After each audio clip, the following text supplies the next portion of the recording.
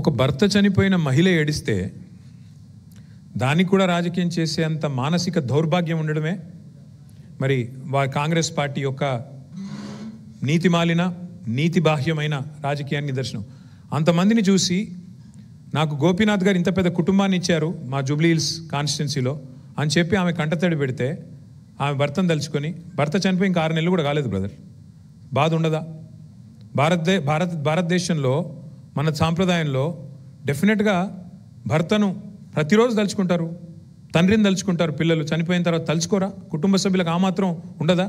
అంతమందిని చూస్తే ఇమోషన్లో ఆమె బాధపడితే దానికి కూడా రాజకీయం చేయడం అంటే కాంగ్రెస్ వాళ్ళు ఎంత నీతిమాలిన మనుషులో, ఎంత సిగ్గుమాలిన మనుషులో, ఎంత దిగజారుడు రాజకీయానికైనా సిగ్గు లేకుండా మరి ఇప్పుడైతే మీరు చూశారు ఇక్కడ ఏ రకంగా దొంగ ఓట్ల భాగవతంతో వాళ్ళు ముందుకు వస్తున్నారో మీకు అర్థమైంది.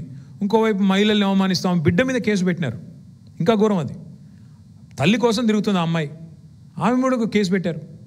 ఎంత నీతిమాలిన రాజకీయం చేస్తుందో కాంగ్రెస్ పార్టీ దీన్ని బట్టి చెప్పొచ్చు. Thank you. ఇక దీని మీదే ఉంటే అడగండి, మిగతా విషయాలు వద్దు దయచేసి.